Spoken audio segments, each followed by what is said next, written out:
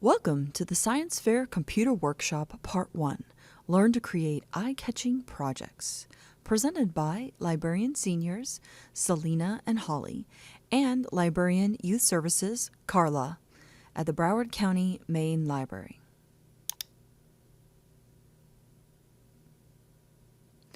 Class Objective and Overview.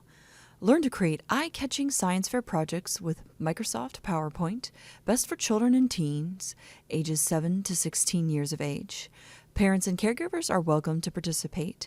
During Part 1 of the Science Fair Computer Workshop, we will be discussing the criteria that the judges use when evaluating your project, and will review example science fair projects.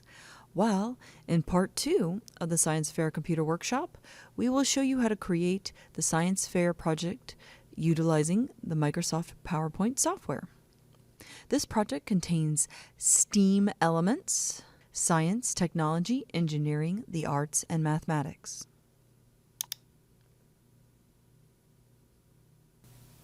Hi, my name is Holly. I am a senior librarian here at Main Library. I will be discussing with you judges' decision-making criteria for science fair projects. No two judges will approach your science project from the same perspective. All judges will try to determine the same thing: your ability to independently conduct and communicate original scientific research. There are 7 factors judges usually use to make their judging decisions. The weight awarded to each factor varies depending on both the specific science competition and on the individual judge.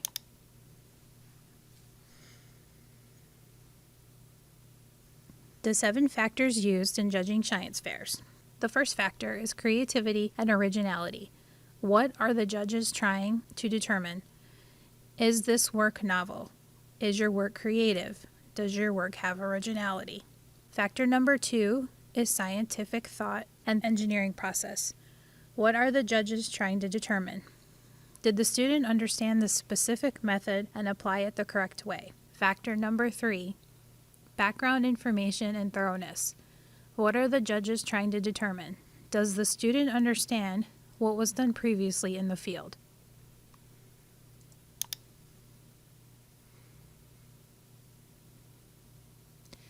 The fourth factor is skill and independence. What the judges are trying to determine. Who designed and carried out the bulk of the work? Factor number 5 is thoroughness. What the judges are trying to determine: is the completed work sufficient to move the field forward? Factor number 6, clarity.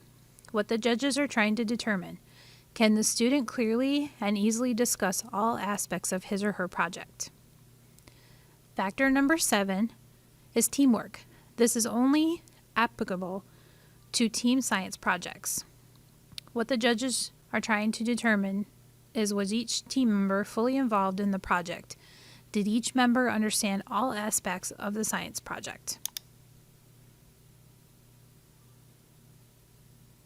A judge may ask you several questions while they are reviewing your project. Some examples that a judge may ask you during an interview is: why did you choose this topic? How did you settle on your approach to the problem? Can you walk me through how and why you decided on this science project? What was the most surprising challenge you faced during the science project? How did you overcome it? What were your goals with this science project?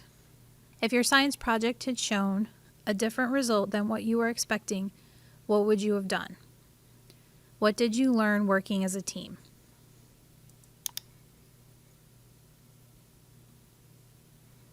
Here are some do's and don'ts of judging interviews. Always carefully review the procedures outlined on any website or paperwork associated with the science fair. Most of the competitions rely on face-to-face judging interviews in order to make the final determinations. Make sure your display board conveys information efficiently. Don't ignore a question. Practice what you have to say about your science project. Practice your tone. Talk about the process and not just the product. And most importantly, have fun. So in the first part, Holly discussed general criteria for science fair projects that are a good guideline no matter what district you're in.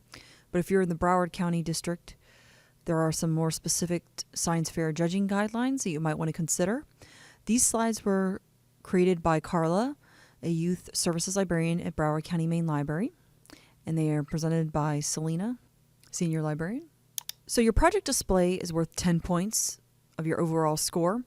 So you need to make sure that you get the maximum amount of points. You need to make sure you include your problem or question, your hypothesis, your variables, your materials list, your numbered procedures list, your data tables, graphs and pictures, data analysis, applications, recommendations, your abstract, and your citation of research. So this is an example of a materials list. You could just do a list or you can use a table. It just depends, how much space you have and how many materials you used for your scientific experiment. You also want to include the quantity and specific amounts of measurement, like that you used 3 plants, or you used so many light bulbs, or you used so many centimeters or ounces of water. Just make sure to include the amounts as well as the material types. For procedures, you can use a graphic like this that has step-by-step, step 1, 2, 3, 4, or you could just have a list of all your steps. You may need to use more than one PowerPoint slide because usually the procedures are very detailed. Here's an example of your data. It's good to use a bar graph or a line graph usually. Occasionally, a pie graph chart might work, but most of the time a line graph or a bar graph will work best. It just depends on what the topic of your science fair project is. So when talking about the variables, your controlled variables is your constant thing that does not change in the project. Your independent variable is the one variable that you purposely change, that you're trying to test in order to prove your hypothesis. And of course, your dependent variable is the measure of change observed because of your independent variable. So you get to decide how you're going to measure it. So for example, let's say I'm doing a lima bean experiment where I'm deciding what light bulb or natural lighting works best to help the plant grow the tallest. So that would be my independent variable, the one thing that I'm changing in the experiment. But in order to make sure this experiment is valid, I have to make sure that I water the plants the same time, the same day, the same amount of water. So I have to have some kind of measuring tool, maybe a teaspoon or a measuring cup, and make sure that I water the plants the same amount. Because if not, that's going to be a second independent variable, and then the experiment's going to be flawed. So I need to have one independent variable, and in this case, in my lima bean project, the one variable is the amount of light or the type of light that the plant receives. So I need to make sure my constant variable that does not change throughout the experiment is the amount of water and when I water the plants. And of course, to measure the plants, I would use a ruler with centimeters to get a more accurate measurement because centimeters are smaller than inches. So I would use centimeters to measure the plant from the base of the plant where it meets the soil to the top of the plant. The research, problem, and question and hypothesis area is very important. It's worth 10 points. So focus on solving one question and explain why the answer is important. Make sure the question is testable using the scientific method, and make sure your hypothesis suggests relationships between variables. The research plan and methodology is worth 15 points. So you want to make sure you log your research in some sort of log book. It's probably better to handwrite it and then type it up on the computer and print it later, or type it up right away. You want to make sure to have a well-designed research plan. So you definitely need to refer to examples that you find in books or science websites. Make sure you have a nice complete bibliography and that you know what your controls and your variables are and that you explain them. And then you use data to kind of figure out the problem. So your data collection and analysis is worth 20 points. This is a very important section. Actually, all the sections are important, but this is very important. So you got to have a way of keeping track of your data. Like you got to think of measurements like ounces or centimeters. You need to be able to reproduce or replicate the results, and you need to use quantitative measurements like numbers and data that can easily be measured. and you need to be able to repeat your experiment to support the conclusions. So that's why it's good to start your science fair project in advance. Creativity. This is extremely important. I'm sure judges are tired of seeing the same project every day and every year. So you need to do some research and try to find a project that's unique or original. It uses some sort of creativity and imagination. Something that exhibits curiosity and embraces uncertainty. So you could take an existing science fair project that's very common and tweak it to make it more creative and original or answer new questions. So it's good to do some research and look at a variety of example projects to get some ideas. The interview is very important. It's 25 points. Whether you do the interview in person or virtually, you want to practice your interview. You want to be able to explain all aspects of the problem in detail. You want to be able to explain basic scientific concepts related to your problem, the limitations of your research. Try to prove and show that you independently conducted the research without too much outside help from your parents or family members. You want to be able to express how your project could benefit society, how the information could be helpful for society. And then you want to also be able to explain how the research could lead to more projects and more questions and more hypotheses and what other things need to be investigated. Good luck on your science fair project. Make sure to start early and prepare for your virtual or face-to-face presentation. So in the first part, Holly explained the criteria that judges are looking for during the science fair project. I'm going to be providing some visual examples of how to create an eye-catching project that's attractive for the judges to look at, as well as step-by-step directions on how to create a PowerPoint slide and update it so that it will look good when you paste it onto your science board. So here's an example of a science fair board that looks pretty good. I like that they have very colorful images here and it matches the theme of food dye. So their project title is very creative. They use a lot of color and makes it look really pretty and nice. The theme matches the topic of their project. The PowerPoint slides that they're using match the theme very well. They might even have used Microsoft Word for this.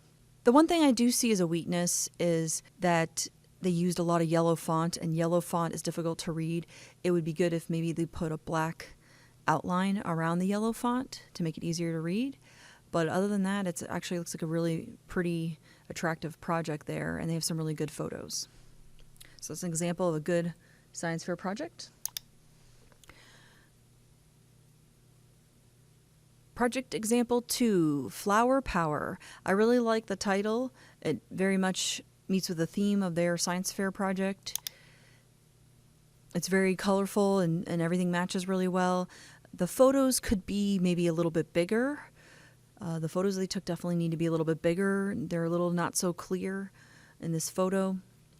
The theme is great. The colors are great. The only thing is the slides and the text and the pictures are too small. So they just kind of need to make things a little bit bigger, especially with the hypothesis and statement of problem and observations and materials. I think definitely need to be a little bit bigger. And then we have an example 3. I think this is a very creative example. Very much the theme of the science board matches the theme of the science fair project. The weakness of this project, of course, is it's incomplete and they have handwritten text in the question area. Which brand of popcorn pops the best really should be typed up in a computer, or they could have bought some words or something and pasted them on there, some nice words and text, but they really shouldn't have handwritten it. And of course, this project is incomplete, but I really like how they kind of created their own popcorn container there, which is very creative. So here we have example 4. Which food will mold the fastest? You'll notice that they use a cheetah pattern for their border, which kind of confuses me because when I think of cheetah patterns, I think of animals. I don't think of food mold. So they really should have probably had a more neutral border and not had a border at all. You know, maybe like a black or brown border or something neutral. So you'll see they used pre-cut letters, which looks really nice, and computer text, as well as large pictures, and they included their project report and notebook, which is a really nice thing to do for the judges to review. Of course, their cheetah pattern does not match the theme of food mold, and their text for their procedures and hypothesis slides are too small. So those are my suggestions. So tips for making a visually appealing project. Read the teacher's science fair instructions at least 3 times. If you have any questions about the assignment, make sure to ask your teacher as soon as possible. Do not wait till the day before the project is due. You really need to ask those questions when you're starting your science fair project. You got to start it several weeks in advance. If you really want to win, you might want to start the sooner the better if you really want to win that science fair project. Keep your instructor's directions in a secure location so you can refer to them again if needed. Avoid writing by hand. Use computer text and pre-cut letters for all the words on your science board for sure. Use font, colors, borders, and science boards and tabletop displays that match your project theme. So for example, if you're doing a project about plants, green might be a good color to use. When possible, print slides and pictures in color. If you can't print it in color, then use a colorful paper, paint, or markers.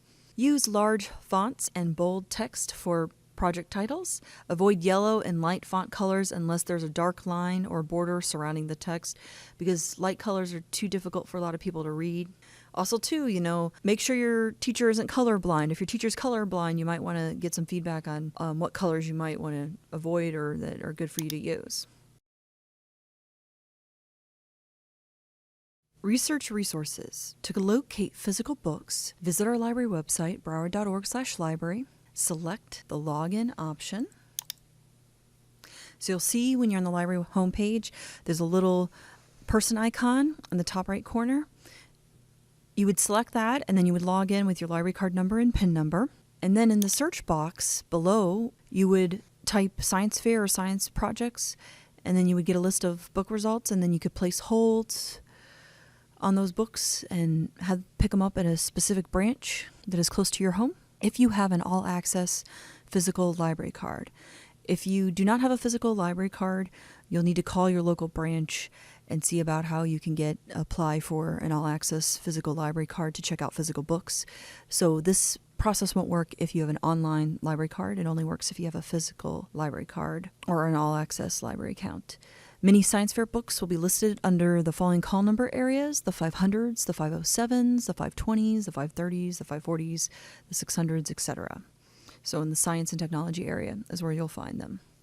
But you can always call your local branch and request books as long as you got your library card number and you have the all-access library or physical library account.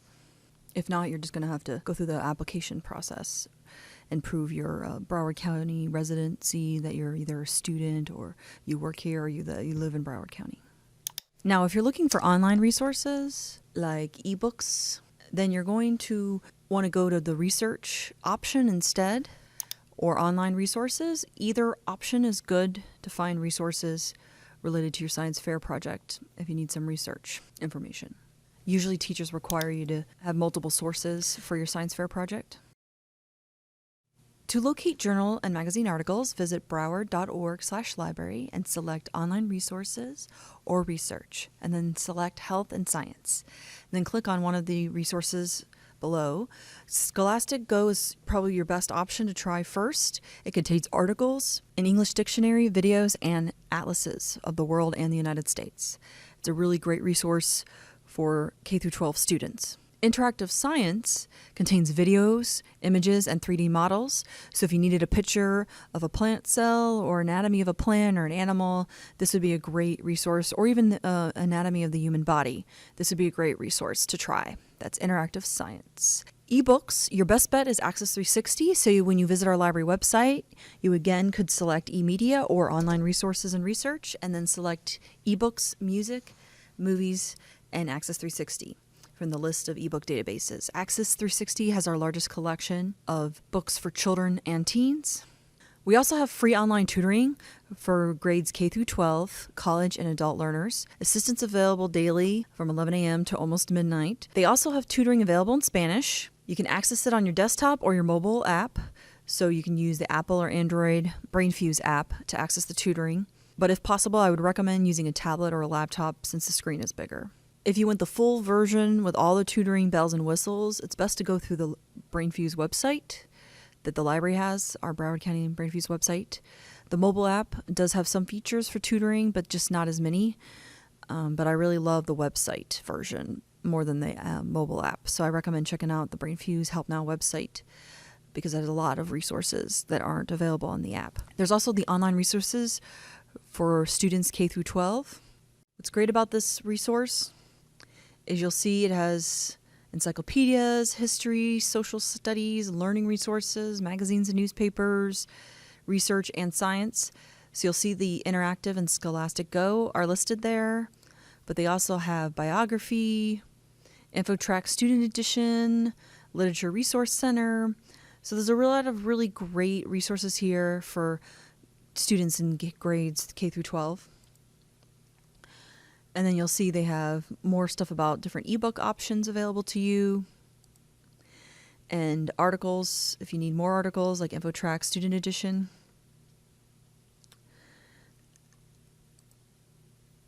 And Discovery World Book. To access this resource, you would want to register for the NSU e-card, which is free to do if you have a Broward County Library card. You would just click on this link here, and then you would select Get an e-card. And then you would click on Get an e-card again, and then you would enter your Broward County Library card, last name and last 4 digits of your phone number. And then it would look up your account, and then you would be registered for the NSU e-card, and then you would log in with your library card number and your last name to access the NSU resources. Okay, so this is a sample project, light and lima beans. So I'm just showing you the slides right now, and then I'm going to walk you through the steps on how to create a project that's similar to this. Woohoo! I got some animation in there and some more animation. And of course, science fair projects need a statement of purpose. The purpose of this experiment is to see what effect natural and unnatural light has on a lima bean as it grows into a plant. The lima bean plants that receive natural light will grow to be the tallest plants. That is my hypothesis for the science fair project. Not the most original one. So remember, this is just a sample. You shouldn't copy this and use this as your science fair project because that would be called plagiarism. And then you would get a grade of F. So you don't want to copy this. You want to come up with your own unique project if you want any chance of winning your science fair project. You'll see here, you would put some kind of research statements here as a saying this is just an example. You would want something a little more detailed than that. Of course, you want to list your materials that you used for your science fair project because that's required. And then you would also want to make sure to list your science fair project procedures on how you conducted this project. So this is just an example of procedures. And at the end of this presentation, I will give you my email address that you can email me if you need a copy of this presentation and the instructions for this project. Now, there was a lot of procedures involved, so I ended up having to use 2 PowerPoint slides for my procedures. And then there's the results. So I used a combination of PowerPoint and Microsoft Excel 2016 to make this chart of results. And then I also created a nice line graph here of my observations and plant growth. And then, of course, you want to have your conclusion. Now, a note about graphs and charts is it depends on what kind of project you have. So usually like a bar graph or a line graph probably works best. And then, of course, you want to put a conclusion. So in conclusion, you would talk about your results of your science fair project, what your experiment, what the results were of that. And then don't forget your bibliography. You need to confirm with your instructor if they want APA citation or if they want MLA citation. You need to ask your instructor, make sure to check your directions, and that you use the correct citation for your project. So contact your local library branch for research assistance and help with requesting books, either electronic or physical. You could visit our library website, broward.org/library, and select branch locations from the Quick Links menu. Or you will usually notice on the right-hand side of the window, there should be a help option. If you click on that help option, you can click on Ask a Librarian, which is our text, chat, and email service, which allows you to text, chat, or email with one of our librarians or one of the librarians across the state of Florida. What I recommend, if you're going to be asking a complex, difficult question, I would recommend using the chat and the email feature. The text is only really good for simple questions like what are the library hours or how much do print jobs cost. It's not really good for difficult questions or complex ones. If you need a copy of this PowerPoint presentation and the class notes, please email cybrary@broward.org with the subject Science Fair PowerPoint. Please make sure to include the subject Science Fair PowerPoint because I do have several presentations, so I need to know which one that you need. And thanks again for joining us for the Science Fair Computer Workshop. Learn to create eye-catching projects.